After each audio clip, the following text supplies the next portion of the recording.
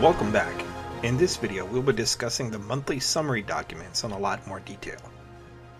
First, let's talk about context. During World War II, the U.S. Army Air Corps required all of the squadrons to keep records of their activities for the month. These records are generally moderately detailed and provide a lot of great information. The main disadvantage to these records is that they were not a consistent way of prescribing them established by the headquarters. Because of that, the records will vary slightly from squadron to squadron, and even within the same squadron over time as the authors change. The monthly summary is required to be authorized and approved by the squadron commander. Information contained within is definitely an authoritative primary record that reflects accurately the squadron's mission. It also is typically compiled by the squadron's historian and includes reports for the various sections and departments within the squadron. Like the squadron monthly summaries, there are also monthly summaries for the group and wing levels as well. These are worth checking out. It is also worth noting that as the U.S. Air Force became a separate branch of the military in 1947, it kept the requirement of squadron-level monthly summaries until mid-1951, at which point the monthly summaries were optional for most units. As such, records after that time are spotty or non-existent at the squadron level. While the monthly summaries differ somewhat from time to time, the macro-level elements of the report are required. Let's look at some specific examples. This is the summary of the 319th Bombardment Group for August 1945. It is a group-level summary. You will note that the official title of the document is The History of the 319th Bomb Group. They're also called Unit Histories. Many researchers also call them monthly summaries. They're all referring to the same document we are looking at here. The document opens with a narrative summary. This is a required component of these documents, the section intended to be a textual description of events that occurred during the month in question. This particular report, they're discussing the missions as World War II drew to a close, witnessing the mushroom cloud from the Nagasaki bomb, and the overall morale of the unit. This section will also include supporting documents. This report has a photo section which provides further support and evidence of the unit's operation. The next example we will examine is from the squadron level, the 13th Bomb Squadron, for September 1945, the month after the report we just saw. I picked that report because both reports were written under the same set of loose operational guidelines.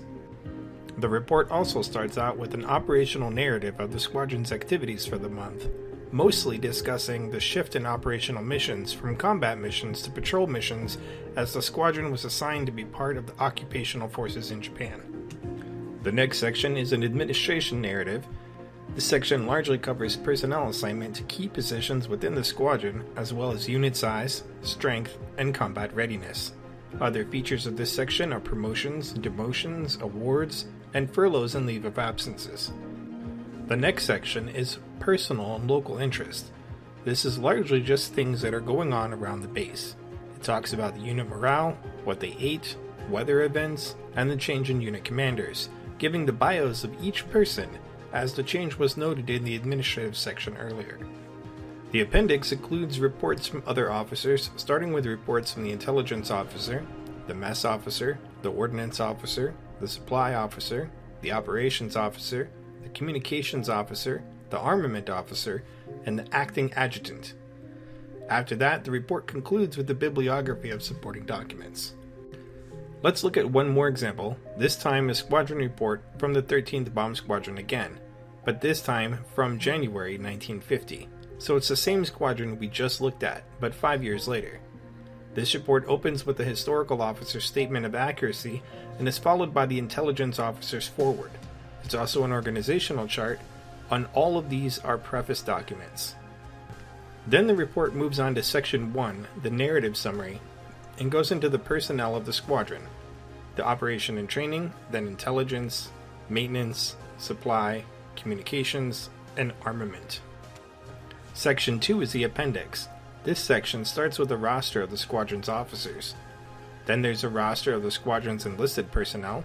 We can see that the squadron is lightly staffed at this time, after 5 years of occupational patrol inside the island of Japan. The squadron has gradually downsized over the years. A year from now, this unit will find themselves dropping the first bombs of the Korean War, but that's a different story. The squadron orders follow after that. This is mostly duty assignments, promotions, and things of that nature. The report ends with photos. As you can see, these reports contain a wealth of information. They name personnel, they talk about key missions, they talk about planes and sometimes include photographs. Sometimes these reports have to be cross-referenced with personnel files and IRC records to get the full picture, but hopefully this shows you how vital these records are. This is one area where the IHF desperately needs help. Each of these summary reports ranges anywhere from 40 to 80 pages. They all need to be transcribed. We already have dozens of these reports on file, with more on the way, and literally thousands of pages of records. Some of the reports are badly damaged and we can clean them up a little in Photoshop, but some of them are totally illegible, which makes automating this step impossible. We need human help to transcribe these. If this is one area where you can assist us, or if you have general questions about the monthly summary reports, please let us know. Thanks for watching.